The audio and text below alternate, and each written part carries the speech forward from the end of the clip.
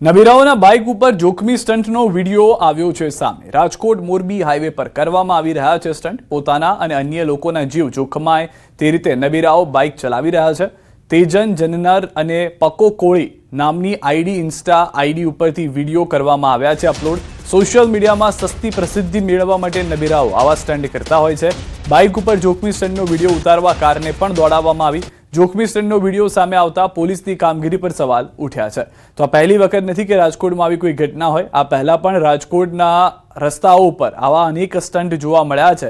અત્યાર સુધીમાં એવી પરિસ્થિતિ હતી કે કેટલાક જાગૃત નાગરિકો આવા વિડીયો ઉતારી અને પોલીસને આ લોકો સામે કાર્યવાહી માટે કરવાનું કહેતા હતા। અત્યારના જે જાણકારી મળી રહી છે તે પ્રમાણે આ ગાડીને પણ તેને પાછળ જાણી જોઈને એટલી ઝડપે ભગાડવામાં આવી છે। વધુ માહિતી ન્યૂઝ 18 સંવાદદાતા અંકિત પાસેથી મેળવીશું। અંકિત, હવે રોજે રોજ આવા સ્ટન્ટના વિડીયો રાજકોટથી આવવાનું નોર્મલ થઈ રહ્યું છે, પોલીસની કાર્યવાહી સામે સવાલ ઉભા થઈ રહ્યા છે।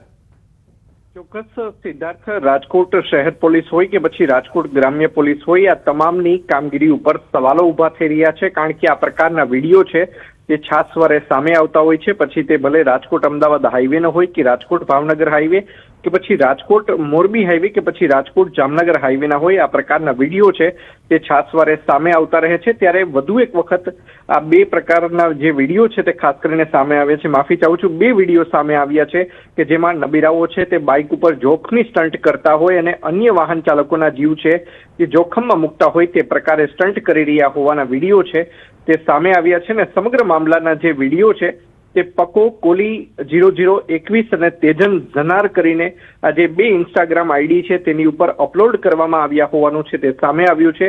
ત્યારે સમગ્ર મામલે હાલ અત્યારે રાજકોટ શહેર પોલીસ દ્વારા આ બંને જે વ્યક્તિઓ છે તેમની શોધખોળ છે તે હાથ ધરવામાં આવી છે। જી આભાર સમગ્ર માહિતી બદલ। તો હજી પણ પોલીસ પકડથી દૂર છે। આ વિડીયો જે વાયરલ થતા પોલીસ ક્યારે કાર્યવાહી કરે છે તેની રાહ જોવામાં આવી રહી છે। દમણમાં યુવકે સર્જેલા અકસ્માતનો મામલો। દમણના ખારીવાડ વિસ્તારમાં થયેલ અકસ્માતના સીસીટીવી આવ્યા છે સામે। રોંગ સાઈડ પરથી દોડી રહેલી સ્કોર્પિયો ગાડીએ મૃતકની કારને મારી હતી ટક્કર। બંને કાર સામસામે અથડાતા થયો હતો ગંભીર અકસ્માત। 21 વર્ષીય ક્રિશ રાજપૂત મુંબઈની કોલેજમાં અભ્યાસ કરતો હતો। પરિવારના એકના એક પુત્રનું મોત થતા પરિવારમાં ગમગીનીનો માહોલ છવાઈ ગયો છે। આ તરફ વડોદરામાં શ્વાન પર કાર ચડાવી દેતા મોત આજવા રોડ પર જોવા મળ્યું છે। વ્રજ એવન્યુમાં બની છે ઘટના। માદા શ્વાન પાર્કિંગમાં સૂતી હતી ત્યારે શ્વાન પર કાર ચડાવી કાર ચાલકે કાર વળાંક લેતા માદા શ્વાનને કચડી નાખી। શ્વાન પ્રેમીઓએ કાર ચાલક વિરુદ્ધ બાપોદ પોલીસ સ્ટેશનમાં નોંધાવી છે ફરિયાદ। જાણી જોઈને શ્વાનને કચડી નાખ્યો હોવાનો આક્ષેપ। તો દ્રશ્યોમાં પણ આપ જે રીતે જોઈ રહ્યા છો કે તે રીતની ઘટના હાલમાં સીસીટીવીમાંથી જાણવા મળી રહી છે, કે જેમાં જાણવા મળી રહ્યું છે કે આગળ જે શ્વાન છે તે સૂતું છે, તેમ છતાં જાણી જોઈને આ કાર તેના પર ચડાવવામાં આવી હોવાનો આક્ષેપ કરવામાં આવ્યો છે અને શ્વાન પ્રેમીઓએ કાર ચાલક વિરુદ્ધ ફરિયાદ નોંધાવી હોવાની પણ જાણકારી હાલમાં મળી રહી છે। બોટાદ મિલિટરી રોડ પર પિકઅપ ગાડી બે વાર ગુલાટ ખાતી રોડ પર ઢસડાઈ છે। કાળજુ કંપાવી દે તેવા દ્રશ્યો સામે આવ્યા। ગત 28 ડિસેમ્બરના રોજ સર્જાયેલા ભયાનક અકસ્માતના લાઈવ સીસીટીવી ફૂટેજ સામે આવ્યા।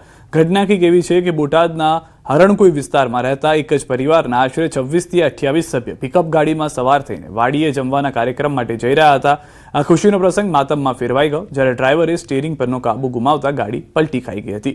અકસ્માતને પગલે સ્થાનિક લોકો તાત્કાલિક બચાવ કામગીરીમાં જોડાયા હતા અને 108 મારફતે ઇજાગ્રસ્તોને હોસ્પિટલ ખસેડ્યા હતા। આ કરુણ અકસ્માતમાં બે લોકોના કમકમાટી ભર્યા મોત નીપજ્યા હતા।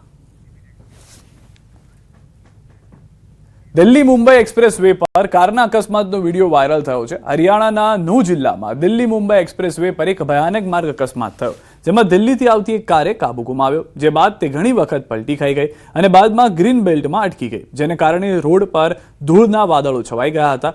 અકસ્માત બાદ લોકો દોડી આવ્યા હતા અને કારમાં ફસાયેલા 5 લોકોને તાત્કાલિક બહાર કાઢ્યા હતા। આ બનાવમાં કાર ચાલક બેભાન થયો હતો જ્યારે અન્ય પ્રવાસીઓ સુરક્ષિત હતા। અરવલ્લી રાજસ્થાનથી ગુજરાતમાં દારૂ ઘુસાડવાનો પ્રયાસ ફરી નિષ્ફળ। શામળાજી પોલીસનો દારૂ માફિયાઓ પર કડક કાર્યવાહી। અણસોલ ચેકપોસ્ટ નજીક 2 ટ્રકમાં ઝડપી પશુ આહાર અને બટાકાની આડમાં છુપાવેલો દારૂ ઝડપાયો। 2 ટ્રકમાંથી કુલ 37,605 બોટલ અંગ્રેજી દારૂ જપ્ત કર્યો। રૂપિયા 1 કરોડ 4 લાખથી વધુનો દારૂ ઝડપાયો। ટ્રક અને દારૂ સહિત કુલ રૂપિયા 1 કરોડ 25 લાખથી વધુનો મુદ્દામાલ જપ્ત। 2 ટ્રક ડ્રાઈવર સહિત 3 આરોપી ઝડપાયા। મહિલા પીઆઈ SS માલ અને ટીમની કડકતી ઠંડીમાં કરી કામગીરી। શામળાજી પોલીસની કાર્યવાહીથી દારૂ માફિયાઓમાં ફફડાટ। એ બટાકાની બોરીઓની નીચે સંતાડીને ગુજરાતમાં ઘુસાડવાનો પ્રયત્ન કરવામાં આવે.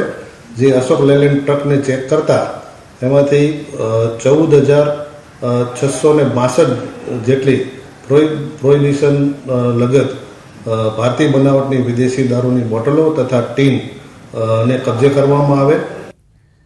બનાસકાંઠામાં દારૂ ભરેલી ટ્રક ઝડપાય. પાંથાવાડાની ગુંદરી બોર્ડર પરથી 1 કરોડથી વધુના મુદ્દામાલ સાથે વિદેશી દારૂ ઝડપાયો છે.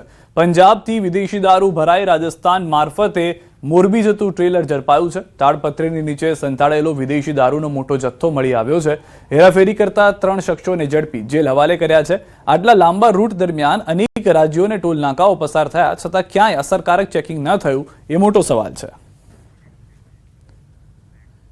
રાજ્યમાં રખડતા ઢોરનો ત્રાસ યથાવત છે. વિરમગામ શહેરમાં રખડતા ઢોરનો જામ્યો છે ડેરો. વિરમગામ રેલવે સ્ટેશનમાં રખડતા પશુઓ અને આંખલા ફરતા જોવા મળ્યા. જાણે ટ્રેનમાં મુસાફરી કરવા આવ્યા હોય તેવા દ્રશ્યો જોવા મળ્યા. મોટી સંખ્યામાં રખડતા ઢોરોએ જમાવ્યો રેલવે સ્ટેશનમાં ડેરો. રેલવે સ્ટેશનમાં મુસાફરી કરતા લોકો પણ રખડતા પશુઓ અને આંખલાઓથી પરેશાન. જાણે રેલવે સ્ટેશન કે રખડતા આંખલા અને પશુઓનું સ્ટેશન હોય તેવી સ્થિતિ જોવા મળે છે. પ્રતિદિન જોવા મળે છે આવા દ્રશ્યો. જાગૃત નાગરિક દ્વારા ટ્વીટ કરીને તંત્રને જાણકારી આપી છતાં સ્થિતિ ઠેરની ઠેર. આ તરફ જામનગરમાં રખડતા પશુઓએ મચાવ્યો છે આતંક. મોટી ખાવડી ગામે ગાયનું હિંસક રૂપ જોવા મળ્યું છે. જાહેર માર્ગ પર એક વાહન ચાલકને લીધો અડફેટે. ચાલક જમીન પર પડતા જ ગાયે આ વ્યક્તિને પોતાના પગથી ખૂંદવાનું શરૂ કર્યું. જોકે આસપાસ એકઠા થયેલા લોકોએ વ્યક્તિને બચાવવાનો પ્રયત્ન કર્યો. કોઈએ પાણી તો કોઈએ પથ્થર મારી ગાયને હટાવવાનો કર્યો પ્રયત્ન. પરંતુ હિંસક બનેલી ગાય તે વ્યક્તિ ઉપર પ્રહાર પર પ્રહાર કરતી જોવા મળી. ભારે જહેમત બાદ ગાયથી તે વ્યક્તિને બચાવવામાં આવ્યો. આ આખી ઘટનાનો વિડીયો વાયરલ થયો હતો. જામનગર મનપા રખડતા ઢોરના ત્રાસને નાથવા વિવિધ કામગીરી કરતી હોય છે. ત્યારે મનપાએ શહેરી વિસ્તારમાં રસ્તા પર ઘાસચારો વેચવાની મનાઈ કરવામાં આવી છે. છતાં પણ કેટલાક લોકો જાહેર રોડ પર ઘાસચારો વેચી રહ્યા છે. જેની સામે એસ્ટેટ વિભાગની ટીમે કાર્યવાહી શરૂ કરી છે. જે અંતર્ગત રણજીત સાગર રોડ પર ઘાસના વેપારીએ મહાનગરપાલિકાની ટીમ સાથે બોલાચાલી કરી હતી. સાથે જ પાવડા વડે હુમલાનો પ્રયાસ કરતા પોલીસ ફરિયાદ નોંધાવી ચૂકી છે. 16 નંબરના વોર્ડમાં લાલપુર રોડ ઉપર એક જગ્યાએ ઘાસ વેચાતું હતું, ત્યાં ગયેલી હતી. અને ત્યાં જ્યારે ઘાસ જપ્તીની કાર્યવાહી હાથ કરતા જે ઘાસ વેચનાર હતો એના દ્વારા પાવડો લઈ અને હુમલો કરવાની કોશિશ કરવામાં આવેલી હતી અને ફરજમાં રૂકાવટ કરેલી હતી. જે માટે થઈ અને પોલીસ ફરિયાદ હાલે કરવામાં આવેલી છે. તો ઘાસચારાના વેપારી પર અહીંયા આગળ હુમલો કરવામાં આવ્યો તો રસ્તા પર ઘાસચારો વેચવાની મનપાએ મનાઈ કરી છે તેમ છતાં તે કરવામાં આવતું હતું. તો 3 અલગ અલગ દ્રશ્યો કે જેમાં રખડતા પશુઓને કારણે સામાન્ય વ્યક્તિઓને હાલાકીનો સામનો કરવો પડી રહ્યો છે. એસ્ટેટ વિભાગની ટીમ પર પાવડાથી હુમલો થતા હોય તેવા પણ દ્રશ્યો જોવા મળ્યા હતા. અને આ ત્રણેય દ્રશ્યો પુરવાર કરી રહ્યા છે કે હજી પણ મનપા જે રખડતા પશુઓ છે તેને પકડવામાં નિષ્ફળ જતી જોવા મળી રહી છે. કેટલાક દ્રશ્યો એવા પણ છે કે જ્યાં આગળ મનપા તરફથી કાર્યવાહી કરવામાં આવે છે તો કેટલાક લોકો તેને બચાવવા માટે હુમલો કરતા પણ જોવા મળી રહ્યા છે. જામનગરના બંને કિસ્સા એક ખબર એ જે સ્પષ્ટ કહી રહી છે કે જામનગરમાં એક તરફ જે રખડતા શ્વાન છે અથવા તો રખડતા પશુઓ છે તેના હુમલા દિવસે ને દિવસે વધી રહ્યા છે. બીજી તરફ તે જ રખડતા પશુઓને જ્યારે જામનગરની મહાનગરપાલિકાની ટીમ જેને કોન્ટ્રાક્ટ આપ્યા છે તેને પકડવા જાય છે તો તેમની પર હુમલો કરી દેવામાં આવે છે. તો આ દ્રશ્યો સ્પષ્ટ કહી રહ્યા છે કે અહીંયા આગળ જો જનતા ખુદ સિક્યોર રહેવા માંગતી હોય, સુરક્ષિત રહેવા માંગતી હોય તો સહકાર આપવો પડશે.